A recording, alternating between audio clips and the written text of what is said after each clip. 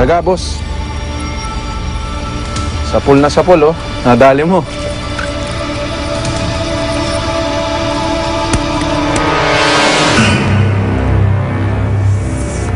Sana'y pumatay ang mga kamay ko, Kaloy.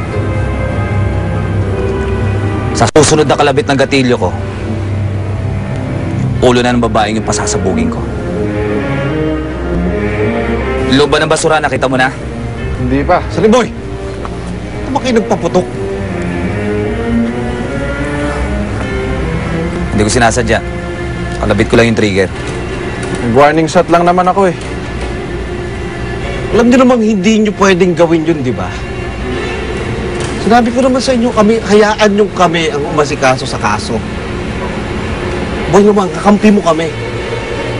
Sisiguraduhin ko sa'yo, mananagot ang taong may kasalanan. Huwag mo ilagay yung batas sa kamay mo. Sige, pagbibigyan ko kayo. Hindi muna ako kikilos ngayon. Pero pag natapos tong linggong to, hindi nyo pa rin nahanap yung babaeng yun. Pasensyahan na lang tayo. Okay. Sigurado naman kaming hindi kami mabibigo. Isa pa, may lead na kami tungkol sa katauhan ng suspect. At may binuo na rin akong grupo para tumutok sa kaso ng kapatid mo at sa girlfriend mo. Okay? Halika na. Sumama mo sa kwarto ng kapatid mo. May ilang pa akong katanungan para sa kanya.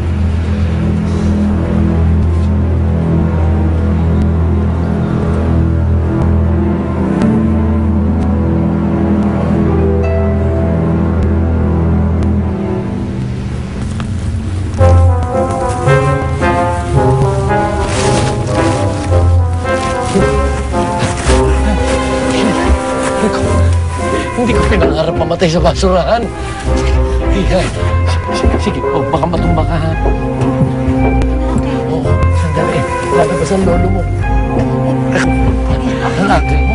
Medyo malutong na ang buto. Pasensya ka na. Ano yan? Ang Kasi ko, bilisan mo. Baka mangyari sa atin. Huwag mo ko takutin.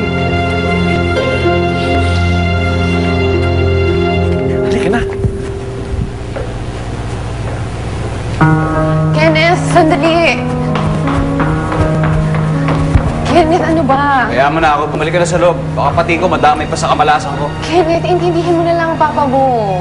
He's just really distraught. I'm sure pag nag-calm down na yun, magsisihan din niya yung mga nasabi niya sa'yo. Yon? No, nagkakamali ka. He meant what he said, okay? Tsaka tama naman sinabi niya eh. Totoo naman yun eh. Tanggap ko na kahit kailan hindi magbabagong tingin sa akin ni Papa. Ayaw niya sa akin, diwag. Ayaw ko rin sa kanya. Hindi ko kailangan. Kaya ko mabuhay mag-isa. Okay? I don't need to be part of this family. Seryoso ka ba? Kenneth, huwag ka na magmatigas. Bakit kasi hindi ka na lang mag-sorry? Sorry? Ako magsusorry? Bakit? Anong kasalanan ko? Kasalanan ko ba na aksidente si Kuya? Hindi ah. Kasalanan ko. Teka, bakit sinasabi mong susorry ako? So ano, pag-sabi mo si Papa, gano'n? Magkakampi kayo, gano'n? Of course not! So magsusorry ako, gano'n? Ayoko lang wala pa yung away ninyo ng papa mo. Malala na. It's... Please, stop being a peacemaker, okay? Dahil kahit anong gawin mo, mahihirapan ka lang, mapapahiya ka lang. Sige na, bumalik ka na. Bumalik sa loob. At ikaw, saan ka na mapupunta? Wala na.